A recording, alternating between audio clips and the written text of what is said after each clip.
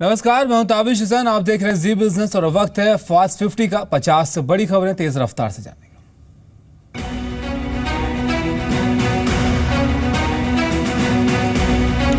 आज के सत्र में भारतीय बाजारों में सीमित दायरे में कारोबार देखने को मिला। वहीं मिड कैप और स्मॉल कैप शेयरों में खरीदारी आज दिखी।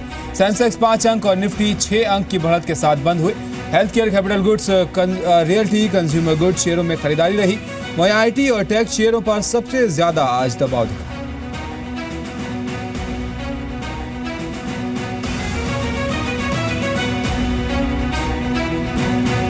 ब्लैक मनी पर पीएम मोदी की सख्त चेतावनी के बाद आईटी विभाग ने अपनी वेबसाइट पर टाइम बम लगा दिया है।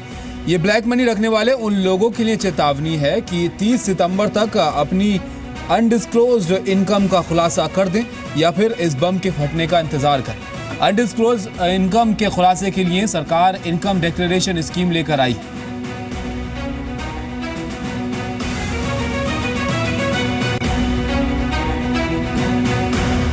ब्लैक मनी पर सरकार का एक्शन बढ़ता जा रहा है। ब्लैक मनी पर वित्त मंत्री अरुण जेटली ने कल शाम 4 बजे बैठक बुलाई है, जिसमें इनकम डिक्लेरेशन स्कीम पर चर्चा होगी।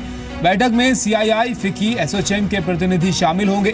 साथ ही चार्टर्ड अकाउंटेंट्स ऑफ इंडिया और institute of company secretaries of India के अधिकारी भी शामिल होंगे।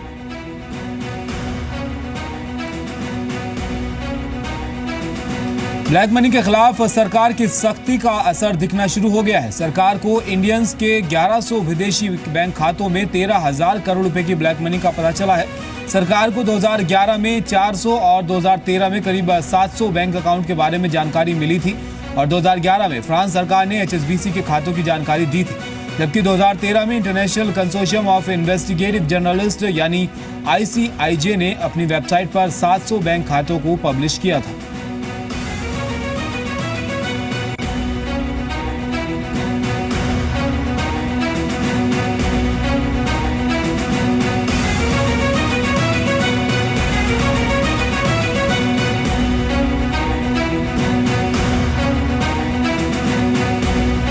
काले धन पर सरकार की सख्ती बढ़ती ही जा रही है। वित्त राज्य मंत्री जयंत सिन्हा ने कहा कि काला धन का खुलासा नहीं करने वालों के खिलाफ सरकार सख्त कार्रवाई करेगी।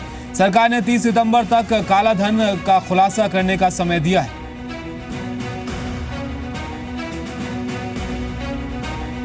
माननीय प्रधानमंत्री जी ने अपने मन की बात में कहा है और टैक्स डिपार्टमेंट ने भी कहा है कि सितंबर 30 तक आपको मौका है कि कोई भी आपका हिडन इनकम है, अनडिस्क्लोज्ड इनकम है जिस पे आपने टैक्स नहीं भरा है, तो ये मौका है कि आप इसको बता दें इसके बारे में और जो आपको टैक्स देना है, जो पेनल्टी देना है, आप दे दें। सितंबर 30 के बाद बड़ी सख्ती से कार्रवाई होगी और आपको मालूम है कि आपको जेल भी भेजा जा सकता है अगर आपने टैक्स में चोरी की है। तो हमारी कोशिश यही है कि जो काला धन का सर्कुलेशन है, जो काला धन का अभी लोगों ने डिस्क्लोजर नहीं किया है, उसकी पूरी तरीके से इस समय डिस्क्लोजर की जाए। प्रधानमंत्री नरेंद्र मोदी ने आरबीआई गवर्नर रघुराम राजन पर सुब्रमण्यम स्वामी की तरफ से हो रहे हमलों पर चुप्पी तोड़ दी है। प्रधानमंत्री ने कहा कि राजन देशभक्त हैं और उनकी देशभक्ति किसी और से कम नहीं है। प्रधानमंत्री ने स्वामी को नसीहत देते हुए कहा कि अगर किसी को ये लगता है कि वो सिस्टम से ऊपर है तो वो गलत है। मोदी ने स्वामी के बयानों को गलत बताया। पीएम का यह बयान ऐसे समय आया है जब वित्त मंत्री अरुण जेटली और बीजेपी ने खुद को स्वामी के हालिया बयानों से अलग कर लिया है।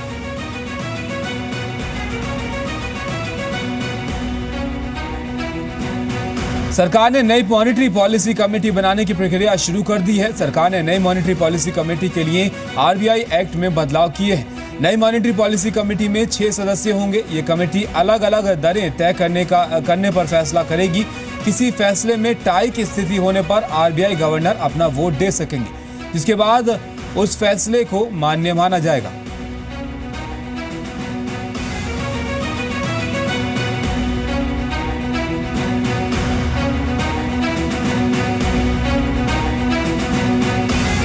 कैश ट्रांजैक्शन पर लगने वाले टैक्स कलेक्टेड एट सोर्स यानी टीसीएस पर सीबीडीटी ने सफाई दी है। सीबीडीटी ने कहा कि 2 लाख रुपए तक के कैश पेमेंट पर कोई टीसीएस नहीं कटेगा। यानी अगर आप 20 लाख रुपए के मकान के लिए 18 लाख रुपए चेक और 2 लाख रुपए कैश में पेमेंट करते हैं तो भी आपको राहत मिलेगी। 2 लाख रुपए के कैश पेमेंट पर आपका टीसीएस नहीं कटेगा। आपको बता दें कि वित्त मंत्री अरुण जेटली ने बजट में 2 लाख रुपए से ज्यादा के कैश पेमेंट पर 1% टीसीएस लगाने की घोषणा की थी। नेशनल स्टॉक एक्सचेंज यानी एनएससी लिस्टिंग के नजदीक पहुंच रहा है। घरेलू स्टॉक एक्सचेंज पर लिस्टिंग के लिए एनएससी जनवरी 2017 में सेबी के पास डीआरएचपी दाखिल कर सकता है। एनएससी के बोर्ड ऑफ डायरेक्टर्स ने डीआरएचपी दाखिल करने की इच्छा जताई है। हालांकि इस पर अभी शेयर धारकों की मंजूरी लेना बाकी है। बोर्ड ने एनएससी मैनेजमेंट को अप्रैल 2017 में विदेश में लिस्टिंग कराने का भी सुझाव दिया है।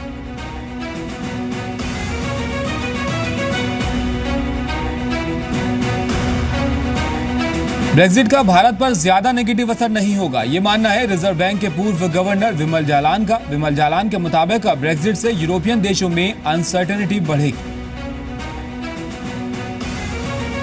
तो बाय लॉ यदि आप इंडिया की बात कर रहे हैं तो ब्रेक्सिट का इफेक्ट हम लोगों पर बहुत खराब नहीं होगा, बट ग्लोबल इकोनॉमी पर इसका है वो बहुत अनसर्टन है, क्योंकि एक तो खाली ब्रिटेन पर इफेक्ट होगा क्योंकि क्लोज्ड है, तो यूरोपियन ट्रेड पर और ब्रिटेन के ट्रेड पर, और डॉलर में एंड यूरो में क्या होगा, यूरो और स्टर्लिंग में क्या होगा, तो ये सब इश्यूज़ हैं।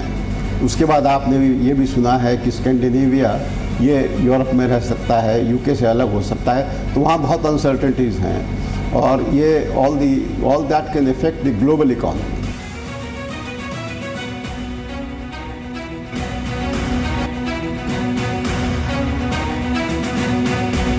सोने की कीमतों में तेजी जारी है। एमसीएक्स पर सोने का भाव 31,000 प्रति 10 ग्राम के ऊपर टिका हुआ है।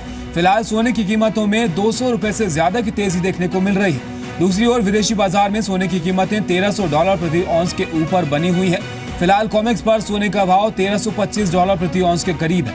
जानकारों के मुताबिक ब्रेक्जिट के बाद सोने में सुरक्षित निवेश मांग बढ़ने से कीमतों में लगातार तेजी देखने को मिल रही है।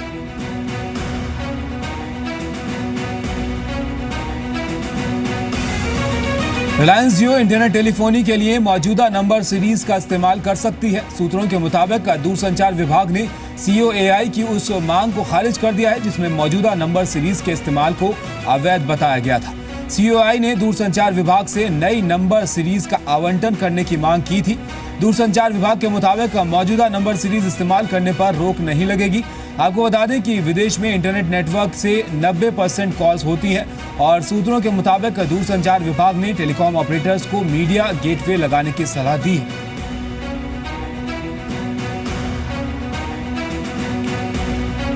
रिलायंस कम्युनिकेशंस CDMA ग्राहकों को बहुत ही आकर्षक ऑफर दे रहा है।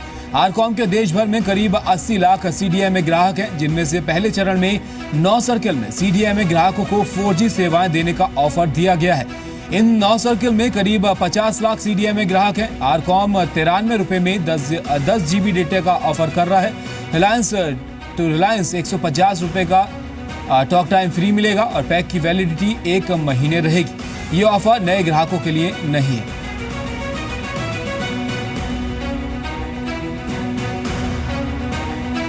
टेलीकॉम रेगुलेटर ट्राई ने 3 और शहरों लखनऊ, अहमदाबाद और कानपुर की कॉल ड्रॉप की टेस्ट रिपोर्ट जारी की है। अहमदाबाद में एक बार फिर ज्यादातर कंपनियां टेस्ट में फेल हुई हैं। अहमदाबाद में एयरटेल 2G छोड़कर कोई भी कंपनी कॉल ड्रॉप के 2% के लक्ष्य को पूरा नहीं कर पाई। हालांकि कानपुर में ज्यादातर टेलीकॉम कंपनियां 2% के टारगेट को पूरा कर पाई हैं, लेकिन कानपुर में BSNL की 2G और 3G सर्विस और रिलायंस CDMA सर्विस फेल हो गई है। लखनऊ में भी BSNL और रिलायंस CDMA को छोड़कर बाकी कंपनियां कॉल ड्रॉप के बेंचमार्क को पूरा करने में सफल रही हैं।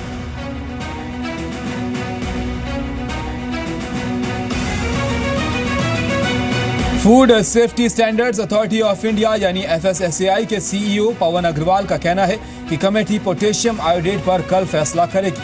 पवन अग्रवाल के मुताबिक FSSAI खाने को लेकर जो भी खतरे हैं उस पर गंभीर है। कैश ट्रांजैक्शन पर लगने वाले टैक्स कलेक्टेड एट सोर्स यानी TCS पर CBDT ने सफाई दी है।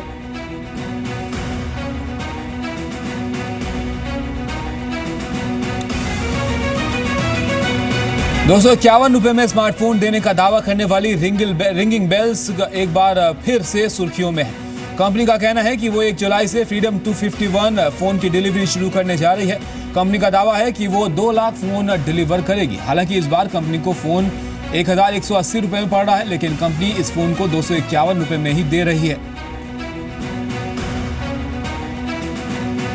देश में एलएनजी का इस्तेमाल बढ़ाने और ट्रांसपोर्टेशन लागत कम करने के लिए सरकार अब ट्रेन के साथ साथ ट्रक और दूसरे बड़े कमर्शियल वाहनों में एलएनजी के इस्तेमाल की संभावना तलाश रही है। सरकार के मुताबिक खाड़ी देशों के साथ लॉन्ग टर्म कॉन्ट्रैक्ट की वजह से देश को करीब $6 प्रति MMTU के रेट पर एलएनजी मिल रही है, जो कुछ समय पहले करीब $15 प्रति MMTU मिल रही थी। फिलहाल पोर्ट टू पोर्ट ट्रैवल के लिए शिप में ही एलएनजी का इस्तेमाल होता है। सरकार चाहती है कि भारी और लंबी दूरी तय करने वाले वाहनों में भी एलएनजी का इस्तेमाल हो, जिससे प्रदूषण भी घटे। सरकारी कर्मचारियों को जल्द ही अच्छी खबर मिलने वाली है। सरकार जल्द ही 7वें वेतन आयोग को लागू करने की घोषणा कर सकती है। कैबिनेट सचिव पीके सिन्हा की अध्यक्षता वाली कमेटी की सिफारिशों के आधार पर वित्त मंत्रालय कैबिनेट नोट तैयार कर रहा है और 29 जून को होने वाली कैबिनेट की बैठक में इसे मंजूरी मिल सकती है।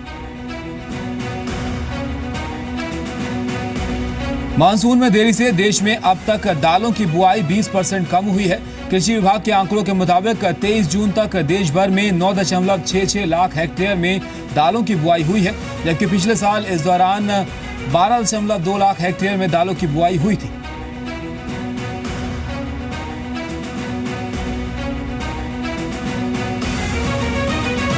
रविवार को राजस्थान में मानसून ने दस्तक दे दी है। मौसम विभाग के अनुमान से 2 दिन पहले राज्य में मानसून की बारिश हुई है।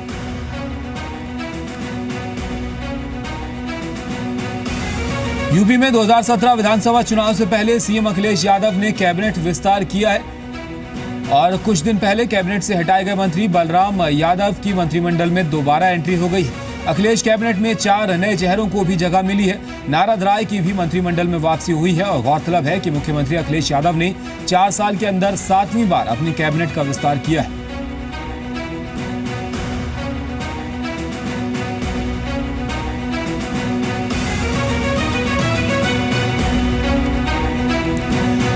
शहादत की अहमियत और उस पर सियासत सिर्फ दिल्ली में नहीं हो रही है, इस पर जम्मू कश्मीर में भी खेल हो रहा है। जम्मू कश्मीर के मुख्यमंत्री महबूबा मुफ्ती एक बयान देकर विवादों में घिर गई हैं। पंपोर में जवानों पर हमले के बाद महबूबा ने कहा था कि रमजान के पाक महीने में हुआ हमला जिससे वो मुस्लिम होने को लेकर शर्मिंदा है। मुफ्ती ने कहा कि आतंकियों को इस सब से कुछ भी हासिल होने वाला नहीं है, इससे मुस्लिम धर्म भी बदनाम हो रहा है और विपक्षी दलों ने महबूबा को इस टिप्पणी के लिए आड़े हाथों लिया है। नेशनल कॉन्फ्रेंस ने कहा कि यही महबूबा मुफ्ती हैं जो कहती थी कि आतंकवाद का कोई धर्म नहीं होता।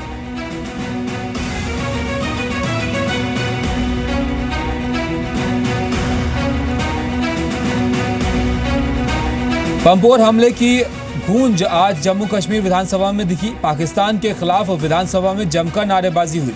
वहीं गृह मंत्रालय के अधिकारियों का एक दल कल जम्मू कश्मीर का दौरा भी करेगा।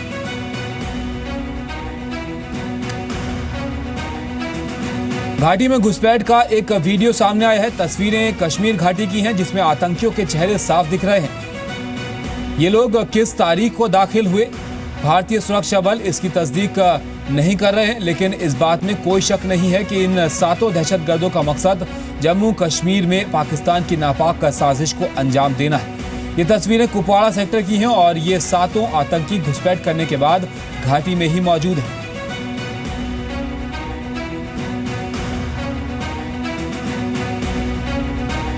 बॉम्बे हाईकोर्ट ने 530 दवाओं की कीमतें तय करने के नेशनल फार्मा प्राइसिंग अथॉरिटी यानी एनपीपीए के आदेश पर अंतरिम रोक लगा दी है। इंडियन फार्मा अलायंस और इंडियन ड्रग्स मैन्युफैक्चरर्स एसोसिएशन की याचिका पर सुनवाई करते हुए हाईकोर्ट ने यह आदेश जारी किया है। हाईकोर्ट की ओर से अंतिम फैसला आने तक ये रोक जारी रहेगी। एनपीपीए ने 3 मार्च को आदेश जारी करके 530 दवाओं की कीमतों की ऊपरी सीमा तय कर दी थी और नई कीमतों को 1 अप्रैल से लागू करने का आदेश दिया था। दवा कंपनियों के संगठन ने 20 अप्रैल को हाईकोर्ट में अर्जी देकर रोक लगाने की मांग की थी।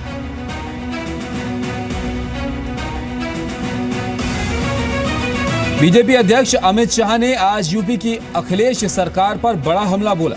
बाराबंकी में रैली के दौरान अमित शाह ने कैराना से हिंदुओं के पलायन, मथुरा हिंसा का मुद्दा उठाया। कैराना पलायन को कानून व्यवस्था का मुद्दा बताए जाने पर अखिलेश सरकार पर निशाना साधते हुए कहा, लॉ एंड ऑर्डर ओबामा आकर देखेंगे क्या।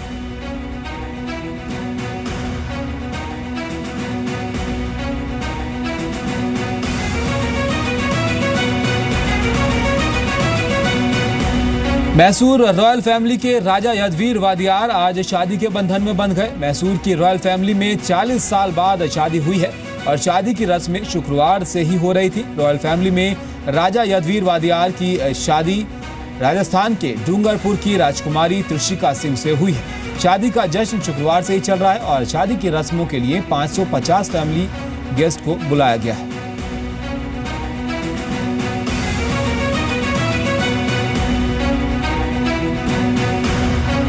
भारत आज औपचारिक तौर पर MTCR यानी मिसाइल टेक्नोलॉजी कंट्रोल रिजीम का सदस्य बन गया। साउथ ब्लॉक में विदेश सचिव S जयशंकर ने सदस्यता के दस्तावेजों पर दस्तखत किए। फ्रांस, नीदरलैंड और लग्जमबर्ग के राजदूत भी इस मौके पर मौजूद रहे। भारत MTCR का 35वां सदस्य देश बना है और MTCR दुनिया में मिसाइल टेक्नोलॉजी के प्रसार पर नियंत्रण रखने वाले 34 देशों का समूह है।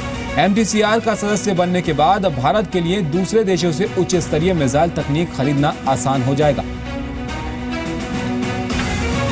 बिहार पुलिस का नया कारनामा सामने आया है। मोतिहार की गैंगरेप पीड़ित की पहचान उजागर कर दी गई है।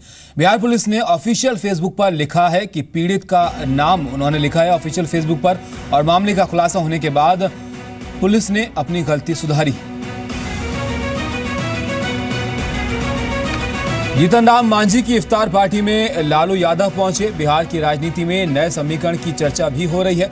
जेडीयू नेता श्याम रजाक के मुताबिक इस मुलाकात को लेकर जेडीयू ज्यादा गंभीर नहीं है।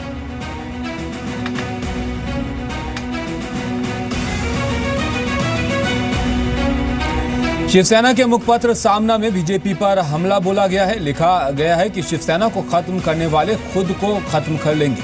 बीजेपी के कुछ लोगों ने सामना को जलाने की धमकी दी है। शिवसेना के मुताबिक बीजेपी पर सत्ता का नशा चढ़ गया है। केंद्रीय संचार मंत्री रविशंकर प्रसाद का नीतीश कुमार पर कटाक्ष। कहा देश की पीएम पद की कोई वैकेंसी नहीं है देश में और रविशंकर प्रसाद ने नीतीश कुमार पर केंद्र की योजनाओं को मदद नहीं देने का आरोप लगाया। दिल्ली में आम आदमी पार्टी के विधायक दिनेश मोहनिया को जमानत नहीं मिली है। साकेत कोर्ट ने इनकी अर्जी को खारिज किया है। मोहनिया पर महिला से छेड़छाड़ का आरोप लगा है। ऑफिस ऑफ प्रॉफिट मामले में आम आदमी पार्टी के विधायकों पर 14 जुलाई को सुनवाई होगी और 21 विधायकों की सदस्यता पर खतरा मंडरा रहा है।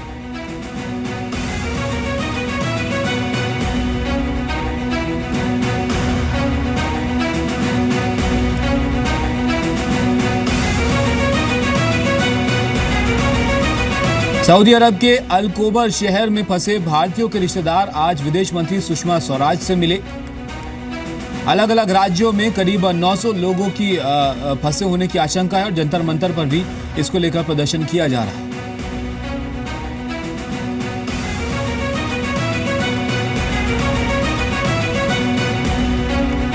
बिहार में भी उज्ज्वला योजना की शुरुआत की गई है। 21 लाख लोगों को इससे फायदा होगा। कार्यक्रम के दौरान बिहार के सभी केंद्रीय मंत्री मौजूद रहे। पेट्रोलियम मंत्री धर्मेंद्र प्रधान ने मुफ्त गैस कनेक्शन देकर इस योजना की शुरुआत की। गोवा में एक हादसे में मेयर डूबते डूबते बचे। स्वच्छता अभियान का मुआयना लेने नाव से वो यात्रा कर रहे थे और नाव में सवार 7 पत्रकार भी उस वक्त मौजूद थे जिस वक्त यह हादसा हुआ।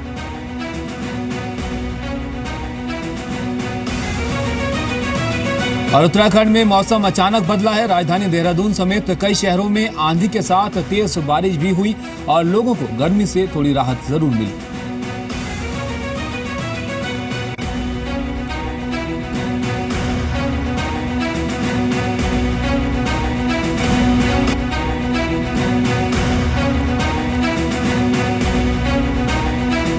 छत्तीसगढ़ के सरगुजा में पहाड़ तक बाढ़ का पानी पहुंचा है। लोगों की परेशानी वहां पर थोड़ी सी बढ़ गई है। मंदिर में दर्शन के लिए आए सैकड़ों लोगों को घंटों बाद निकाला गया।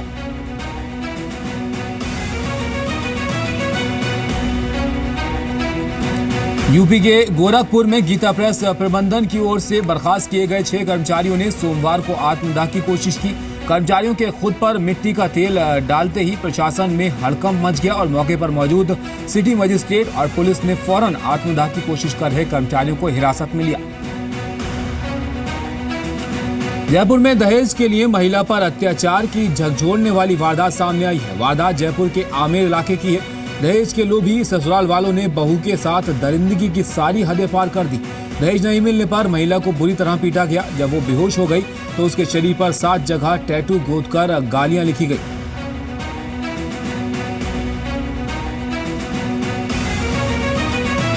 चीन के हुनाना प्रांत में एक भीषण हादसा हो गया। एक बस में लगी खौफनाक आग में 35 लोगों की जलकर मौत हो गई। इसमें 2 बच्चे भी शामिल हैं और इस बस में कुल 55 लोग सवार थे। इस बस के रेलिंग से टकराने के बाद तेल रिसाव की वजह से बस को आग ने पूरी तरह से अपनी चपेट में ले लिया। आज सुबह सिंगापुर के चांगी एयरपोर्ट पर बड़ा हादसा होते होते बचा। रनवे पर लैंडिंग के वक्त एक प्लेन के इंजन में आग लग गई। ये वीडियो प्लेन में सवार एक यात्री ने रिकॉर्ड किया है। हादसा सिंगापुर एयरलाइंस की फ्लाइट संख्या SQ368 में उस वक्त घटा जब प्लेन चांगी एयरपोर्ट पर इमरजेंसी लैंडिंग कर रहा था। आज पंचम दा का 77वां जन्मदिन गूगल ने खास डूडल बनाकर किया। पंचम दा पूरे बॉलीवुड ने उनको आज याद किया।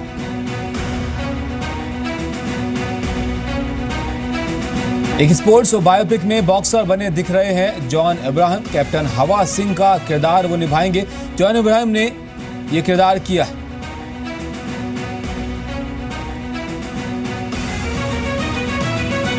बॉलीवुड अभिनेता तुषार कपूर पिता बने हैं। सैरोगेसी से वो पिता बने हैं और बहन एकता कपूर ने ट्वीट कर इसकी जानकारी दी है। नए मेहमान के आने के बाद पूरे परिवार में खुशी का माहौल है।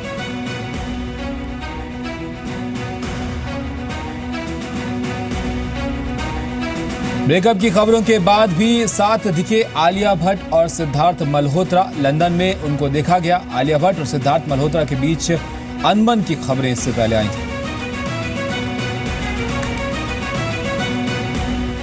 तो फिलहाल फास्ट 50 में इतना ही, लेकिन खबरें लगातार जारी हैं। आप देखते रहिए जी बिजनेस, आपका फायदा। नमस्कार।